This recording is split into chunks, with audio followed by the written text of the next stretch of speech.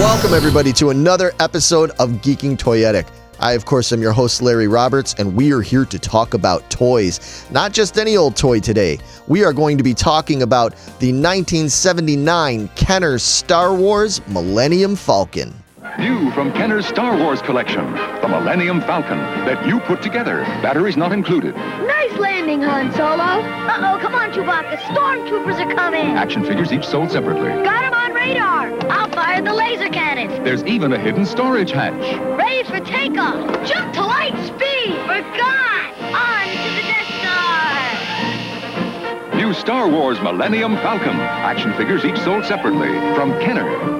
Now, some people might be surprised to learn that the Millennium Falcon was not released with the first wave of Star Wars toys back in 1978, alongside other great vehicles like the X-Wing, the TIE Fighter, and the Land Speeder. No, this one came out in 1979, and the reason being, this toy took a long time to develop and manufacture, and as such, it was not released until the 1979 wave of toys. And this came out alongside other great Star Wars toys, such as the Land of the Jawas and the Creature Cantina playset, the awesome Droid Factory playset, the Dewback, Darth Vader's TIE Fighter, and a personal favorite of mine, the Imperial Troop Transport. Now, the Millennium Falcon was a highlight of many kids' wish lists that Christmas season, as this was featured in all of the wish books and Christmas catalogs. Not to mention, it came packaged in the largest box so far the line had seen, so needless to say, kids were only too excited to see this wrapped under their Christmas tree that year. So not only was the Millennium Falcon perfect for recreating your favorite scenes of Han and Chewie piloting the ship around the galaxy,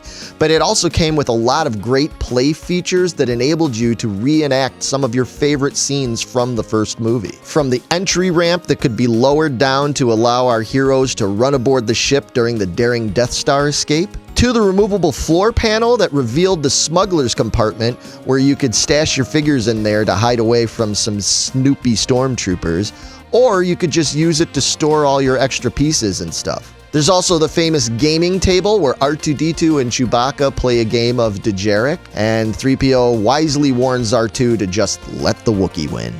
There's the remote training ball feature that allows you to recreate the scene when Obi-Wan is teaching Luke how to use the Force. And one of the coolest features to me is the gunner's seat and laser cannon, where you can recreate the scene when Luke runs back and starts blowing up TIE fighters and gets a little bit too cocky. I got him! Great kid! Don't get cocky! Now, Han and Chewbacca fit snugly here in the cockpit, and it does have retractable landing gear that allows you to not only put this firmly onto a shelf or on the ground, but also it acts as handles so that you can fly this ship around for all of your adventures. Of course, the Falcon wouldn't be complete without its radar dish on top. Plus, you can also put 2 C-cell batteries in here, and you can get battle alert sounds when you press the button. Overall, I think everybody can agree that this is a really great toy, not only as a spaceship, but basically as a big playset as well. The designers did a great job of packing in all these features into this set and making it big enough to have a lot of playtime and play value to it, but not so big as to be cumbersome or overexpensive to produce or purchase. And speaking of costs, when this thing was released in 1979, it averaged at retail for around $25. Now, when adjusted for inflation, this is a very expensive toy, so it's no surprise that a lot of kids put this at the very top of their wish list that year, as not many of us were able to get their hands on this. And as such, this was one of those toys that was mostly relegated to being a gift for Christmas or a birthday. Now, while the Falcon did remain for sale during the entire run of all 3 movies, there was really no changes ever made to the toy. The toy stayed pretty consistent.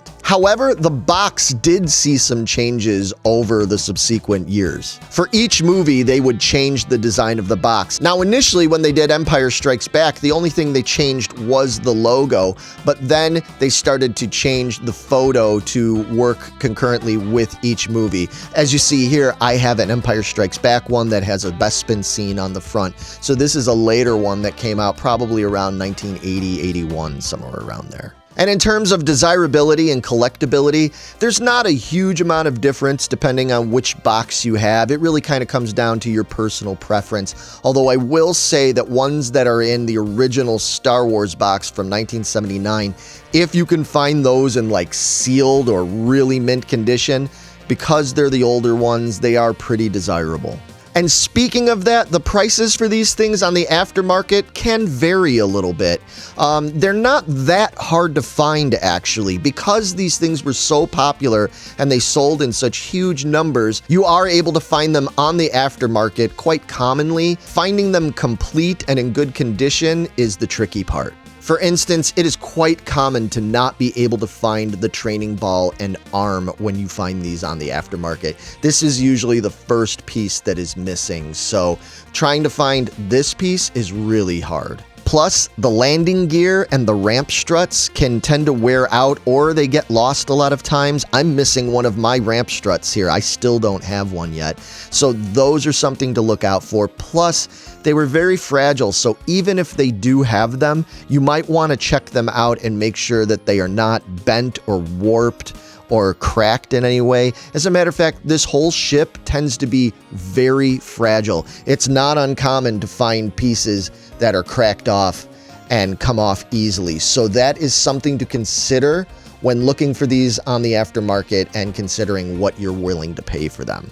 And as always, if you're looking to get one of these in like new sealed condition or especially a graded one, you can expect to pay a lot of money. So you have to consider what you're willing to spend and what kind of collector you are when you're looking for these things on the aftermarket. But the good part is there's all different levels of this that can be had for various prices. And something else to keep in mind when looking for these on the aftermarket is when they revived the line in the 1990s, they did start putting out new Millennium Falcons that looked very similar in a lot of ways to the vintage one from the 70s and 80s. Now, these are great. This is one here. I think this is from 1995. These are really cool. They can be found on the aftermarket pretty cheaply compared to the vintage ones, but they are not worth as much, so you have to educate yourself on the differences. Now, it's easier to tell when they're in the box, but sometimes people sell these things loose out of the package, and other people mistake them for a vintage one from their childhood. So you have to educate yourself on the differences. There will be videos about that later on, all that kind of stuff, but in the meantime, just make sure you're thorough, ask a lot of questions, because, you know, when you're collecting, knowledge is power. It's great to learn, because knowledge is power. And that's it for us today. Man, the Millennium Falcon is a great toy that's awesome to have in any collection.